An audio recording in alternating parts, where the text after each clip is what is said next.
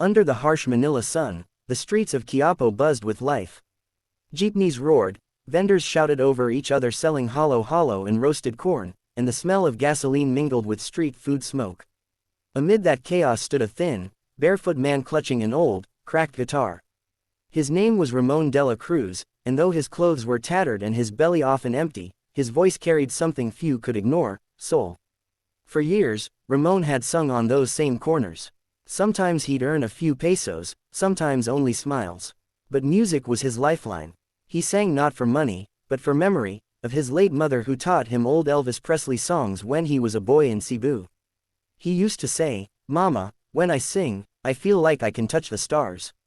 But as he grew older, the stars seemed farther away.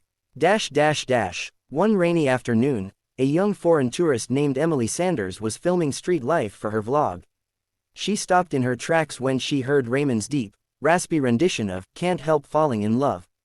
His voice was hauntingly beautiful, echoing between narrow alleyways. She started recording, tears welling up as she whispered, "This man, he sounds better than Elvis." The next day, she uploaded the clip to YouTube, titled, "Poor Filipino Street Singer Sounds Just Like Elvis Presley Loudly Crying Philippines." Within 48 hours, the video exploded. Millions of views, comments flooding in. Greater than, "This man needs to be on America's Got Talent. His voice healed something in me. Simon Cowell would go crazy for this guy." Emily tracked Ramon down again, found him still singing at the same corner. She told him, "Sir Ramon, you've gone viral. People around the world love you."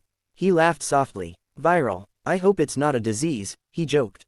When she showed him the video on her phone, his face on YouTube with millions of views, he nearly dropped his guitar. "That's me." A few weeks later, Ramon's life changed forever. Producers from America's Got Talent reached out through Emily. They wanted him to audition in Los Angeles. Ramon thought it was a prank. He'd never even been on an airplane, never left the Philippines. But Emily assured him it was real. The Filipino community rallied behind him. A local airline sponsored his flight, a small tailor donated a suit, and a family from Cebu started a GoFundMe to support his journey. When he boarded the plane, tears filled his eyes. He whispered to himself, "Mama, I'm bringing your songs to the world." When he arrived in LA, everything felt unreal: the lights, the noise, the skyscrapers. He was nervous, his heart pounding like a drum as he walked backstage at the AGT studio. Contestants buzzed with excitement, makeup artists and producers rushed around him. A young assistant noticed his trembling hands. "First time in the States?" she asked kindly. He nodded. "First time anywhere that's not home."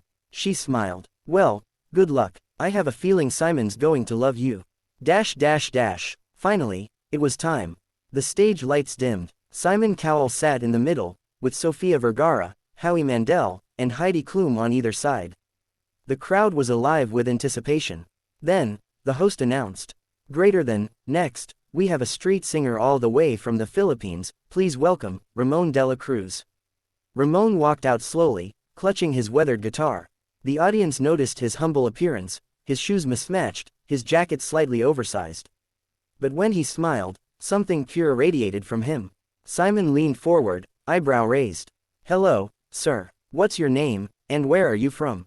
Ramon bowed slightly. "Good evening, Mr. Simon. My name is Ramon, from Cebu, Philippines." The audience cheered, waving small Philippine flags. Simon continued, "And what are you going to do for us tonight?" Ramon adjusted the mic, voice trembling. "I will sing a song by Elvis Presley.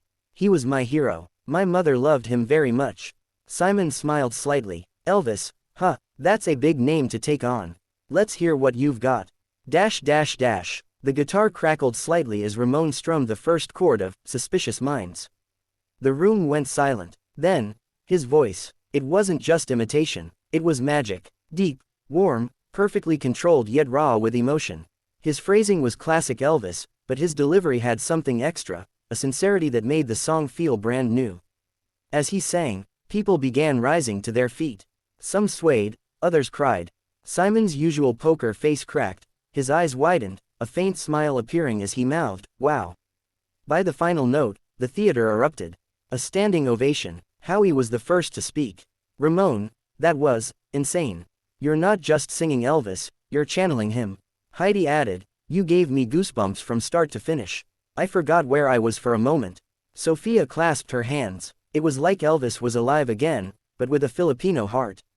Then Simon leaned forward, his tone serious but soft. "Greater than, Ramon, I've heard thousands of singers in my life. But very few made me feel what I just felt. That wasn't an impersonation, that was passion. That was pain, joy, and truth in one voice. You, my friend, are better than Elvis." The crowd gasped, then exploded in cheers. Ramon covered his face, overwhelmed, tears falling freely. Simon pressed the golden buzzer. Gold confetti rained down as the host rushed on stage, hugging him. Ramon knelt, holding his guitar to his chest, whispering, "Mama, we did it." That clip would go on to become one of the most watched moments in AGT history. Within a day, it had over 50 million views. News outlets across the world picked it up. Greater than, Filipino street singer steals the show on AGT. Simon Cowell calls him, better than Elvis. Back in Cebu, people gathered in barangay halls and sari-sari stores just to watch him on TV. Children shouted his name, old vendors cried. Ramon had become a national hero. As the competition continued, Ramon proved it wasn't a one-time miracle. Each week, he delivered soulful renditions of classics, "Can't Help Falling in Love," "You've Lost That Loving Feeling," and even an original song he wrote in memory of his mother, titled, "Songs from the Street." That performance changed everything. He sang barefoot, standing in a single spotlight. His lyrics spoke of struggle, hope, and faith, how music saved him when the world forgot his name. When he finished, even Simon was wiping his eyes. "I've been in this business for decades," Simon said, voice cracking. "But tonight, you reminded me why I fell in love with music in the first place." Ramon made it all the way to the finals. Though he didn't win first place, he won the world's heart. Record labels came calling. Invitations poured in from talk shows, charity events, and international concerts. But Ramon never forgot who he was. Months later, he returned to the Philippines.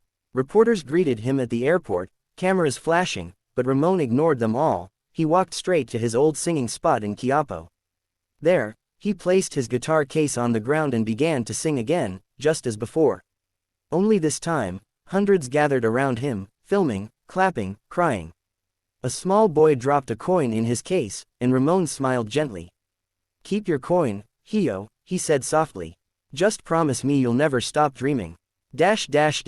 Soon after, he launched the Street Voices Foundation, a charity helping homeless and struggling musicians across the Philippines. With his earnings, he built small music schools in poor communities, giving children free lessons and instruments. When asked by a journalist why he continued to live simply despite fame, he said, "Greater than, because the streets taught me everything. Without them, I wouldn't have found my voice. I don't sing to be famous, I sing so the world never forgets that beauty can rise from poverty." A year later, AGT invited Ramon back as a guest performer. The stage was brighter, the crowd larger, but he was the same humble man. He performed a soulful medley, half Elvis, half original. When he finished, Simon stood and applauded, saying, "Greater than, you are living proof that talent knows no boundaries, no wealth, no nationality. The world called you better than Elvis, but to me, you're something even greater, you're the heart of music itself." The crowd chanted his name, Ramon, Ramon, Ramon. Tears streamed down his face as he looked up toward the ceiling lights, imagining they were stars. "Thank you, Mama," he whispered. "We touched them after all." Years passed, but Ramon's legacy continued to inspire millions. His journey from street corners to the world stage became a symbol of hope for dreamers everywhere. In schools across the Philippines, teachers shared his story to remind children that greatness can come from anywhere. Musicians around the world covered his songs, paying tribute to the Filipino Elvis, who changed their lives. And somewhere in a quiet alley in Quiapo, an old man with a worn guitar still sings softly under the same golden sun, proof that music, like love, never fades. Even Simon Cowell himself, in a later interview, said, "Greater than, out of everyone who's ever walked onto that stage, Ramon Dela Cruz will always be one I'll never forget. He didn't just sing, he healed people with his voice. And perhaps that was the greatest prize of all. For Ramon, the poor street singer who once sang for coins, had ended up singing for the world's soul.